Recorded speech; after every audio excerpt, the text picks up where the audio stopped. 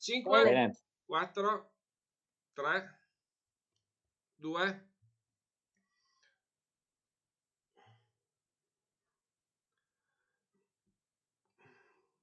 Rieccoci tornati nuovamente in diretta anche quest'oggi, martedì 13 gennaio 2026. Sarà un martedì ricchissimo di trasmissioni, staremo insieme quasi 2 ore, avremo ben 4 trasmissioni in via eccezionale. Vi ricordiamo peraltro la trasmissione, l'ultima di oggi alle 21:15, in cui parleremo della situazione in Iran, a cura una trasmissione di Martina, che è un grande giornalista, nonché mia sorella, per cui insomma la saluto, e a cui tra gli ospiti avremo anche Francesca Pascal, per cui una grande serata per concludere questa lunghissima maratona. Parleremo di Corsa della Bora, parleremo di Teatro Verdi, ma prima di tutto ovviamente come ogni giorno alle ore 20 il confronto fra due amici di Trieste Caffè, che ringraziamo. Diamo il benvenuto alla vice segretaria provinciale della Lega Pamela Rabaccio. Ciao Pamela.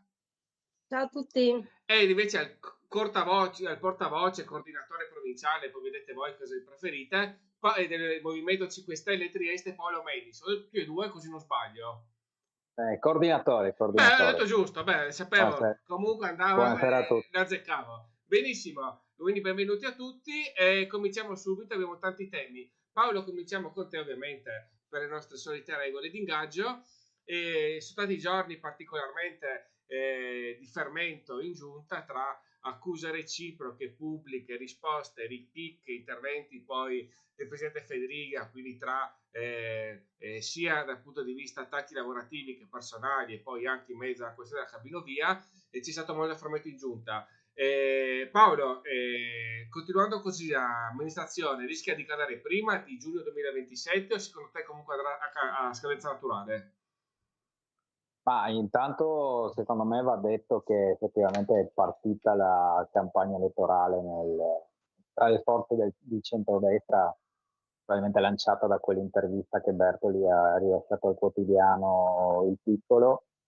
È evidente che ha sparigliato le carte e forse solo oggi è intervenuto Fedriga a rimettere un po' d'ordine, perché poi ovviamente ogni coalizione dovrà in campagna elettorale presentarsi unita.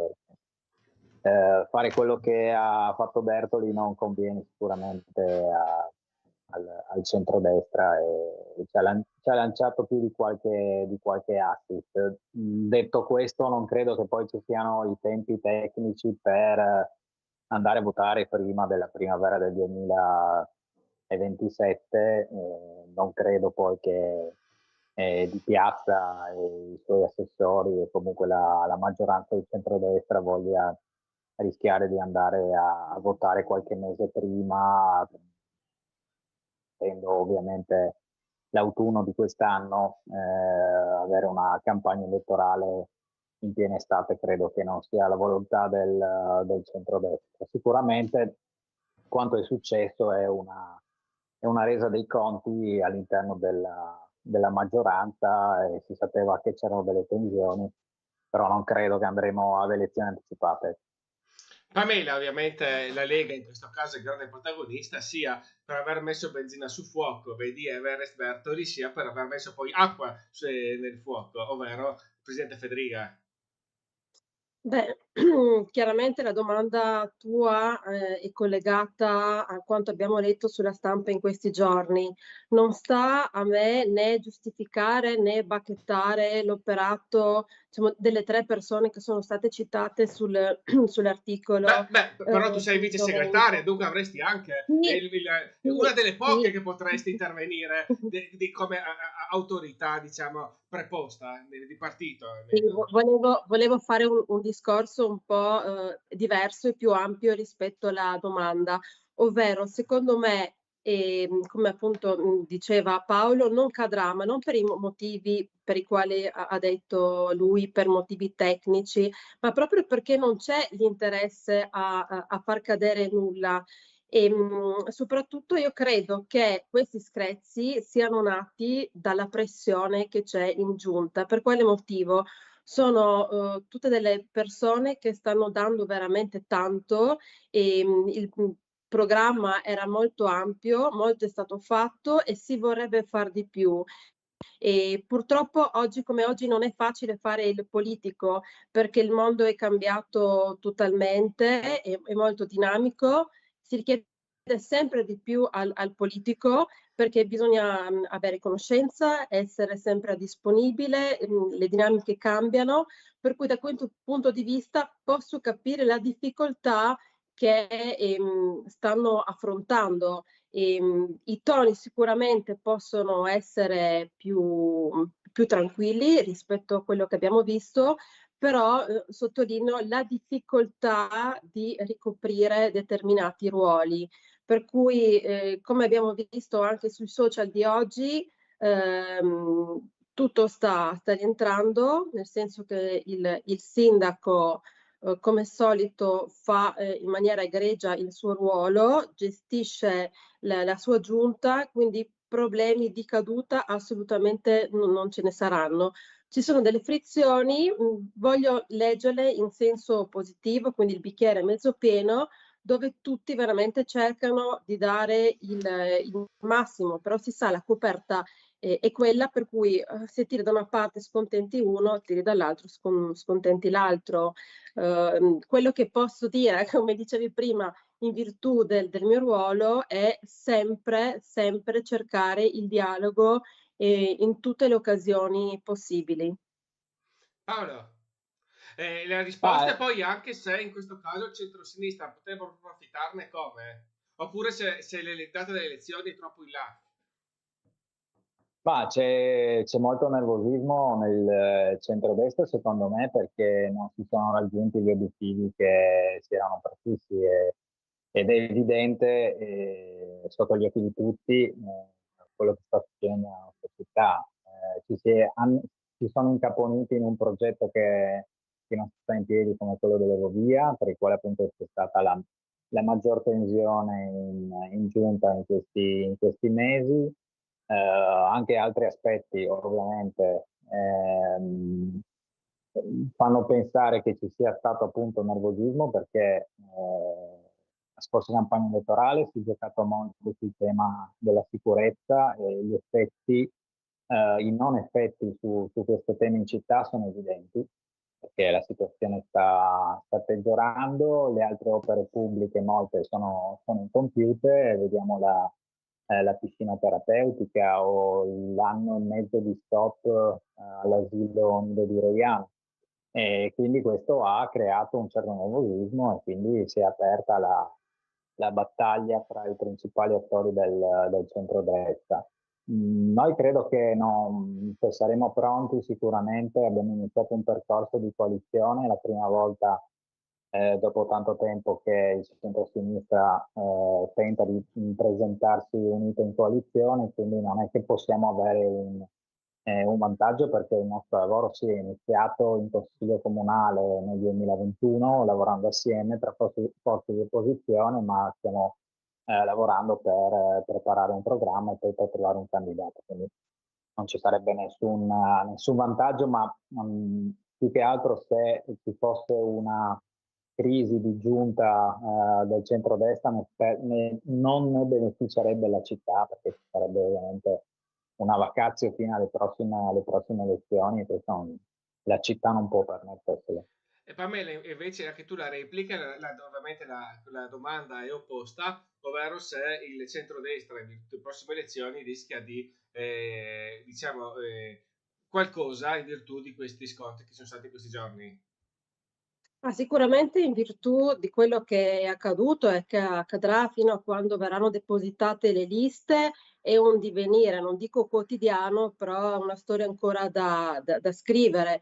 Per cui anche se ci sono degli screzi, io credo che poi tutto quanto rientra in quanto è dovere e responsabilità verso la cittadinanza, non solo verso chi ha votato questa giunta arrivare al traguardo senza nessun tipo di vacazio.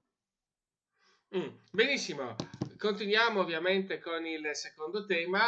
A questo punto partiamo con Pamela per la seconda domanda. Pamela, ovviamente in dicembre, anche tutto gennaio, ancora un po' di settimane, è stato contraddistinto dal maxi parcheggio messo a disposizione ovviamente da più enti nel parcheggio accanto al Silos, dove c'è il Cirque du Soleil, molto frequentato, più di 400 posti auto. Fosse stato un aiuto ovviamente ai commercianti o comunque agli acquisti natalizi in centro. È stata poi prorogata tutto gennaio. La domanda è, in quello spazio secondo voi andrebbero confermati i parcheggi? Che idea avete per quella zona? E per la questione parcheggi, se avete in mente nuove strategie? Ieri il sindaco di Piazza in diretta, anzi qualche giorno fa, ci ha detto che è pronto un finanziamento di 7 milioni di euro in Porto Vecchio per costruire appunto un maxi parcheggio che dovrebbe in qualche maniera far tirare il fiato alla carenza cronica appunto in centro. Prego Pamela.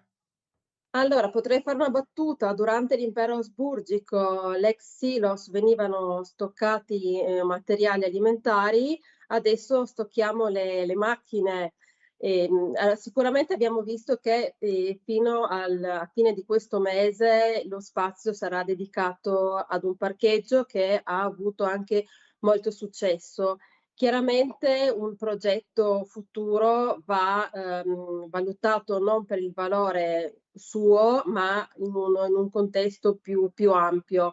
Diciamo che potenzialmente ha senso mettere lì un parcheggio perché è un punto d'arrivo, c'è lo spazio, c'è tutto quanto lo sviluppo dell'area del porto nuovo, chiamiamolo così, e Porto Vivo.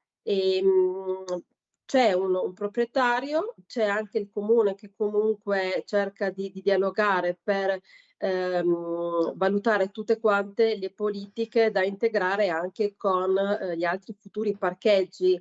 Ricordo che i parcheggi sono basilari non perché creo un numero maggiore di posti per mettere più auto, ma per agevolare il cittadino nell'utilizzare l'auto in maniera migliore, per cui se ove possibile con meno spostamenti, agevolandogli la vita con una mobilità intermodale, magari anche morbida, scusa.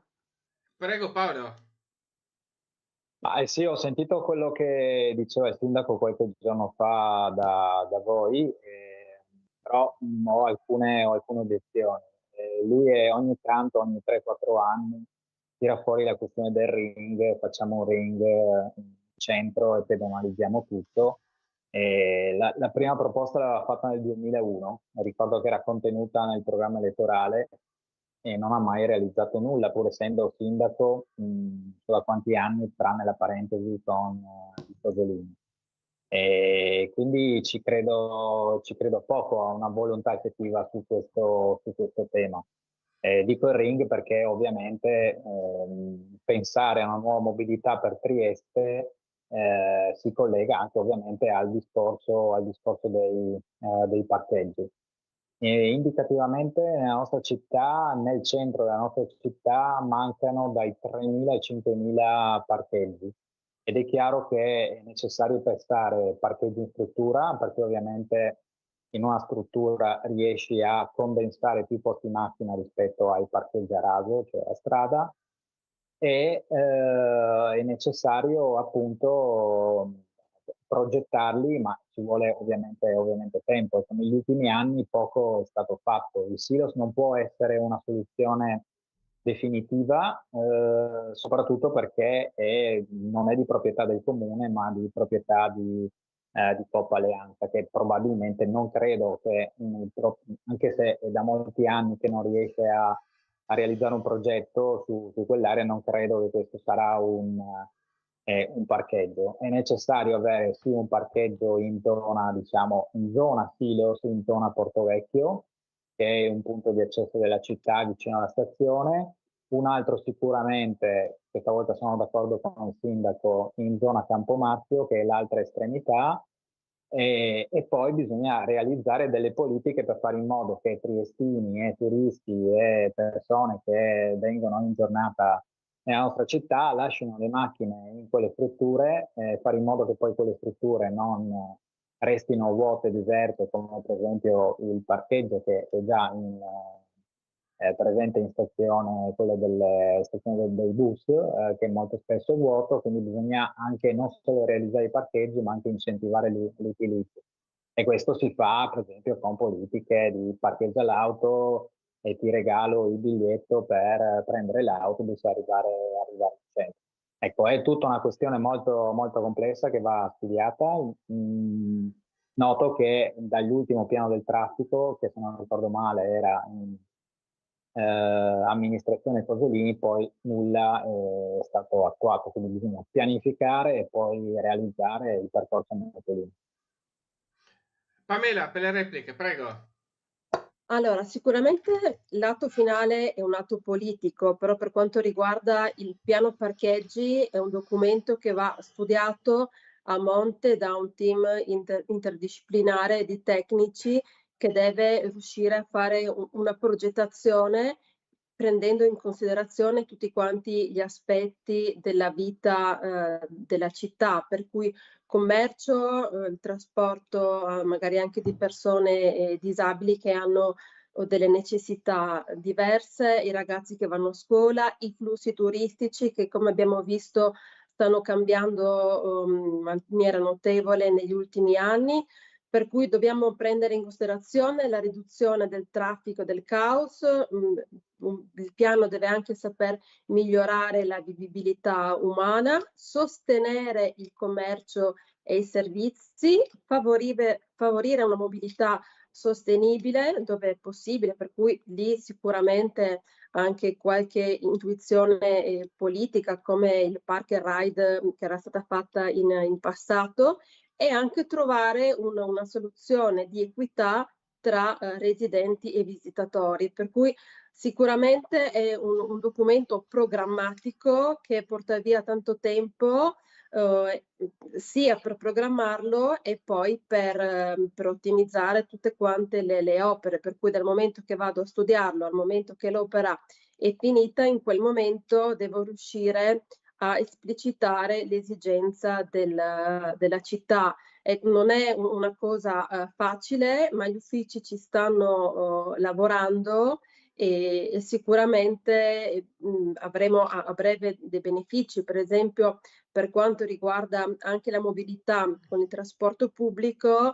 Negli ultimi anni è migliorata, anche Trieste Trasporti è attenta, sensibile, dove vede che si possono fare dei miglioramenti nelle modifiche degli orari, viene fatto, e anche la tecnologia ci può aiutare nell'ottimizzare nuove soluzioni di mobilità attraverso per esempio il car sharing, vedere appunto i parcheggi se sono occupati o pieni già da remoto, per cui secondo me stiamo andando sicuramente verso soluzioni condivise tra tutti, quindi al di là di quello che può essere una bandiera politica, è qualcosa che interessa a tutti trasversalmente, e le proposte che verranno fatte credo troveranno l'interesse di tutti quanti.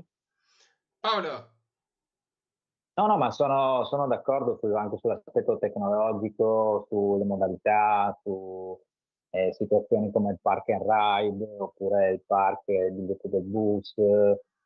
Sono cose che ormai in altre città sono già presenti da 20-30 anni, car sharing, carpooling, però quello che noto è che su queste tematiche, anche sulle pedonalizzazioni, su quelle magari si possono anche fare dei ragionamenti anche diversi. Su queste tematiche l'amministrazione di centrodestra a Trieste è stata, diciamo, inefficiente, nel senso che non ha messo mano a queste cose. Ci vuole un po' di più di coraggio, perché sono magari aspetti che all'inizio possono essere impopolari. Io ricordo solamente per esempio il bike sharing attuato. Questo era una politica, una scelta che abbiamo condiviso. All'inizio magari c'è un po' di diffidenza, però sono servizi moderni, cioè che una città moderna non può non avere.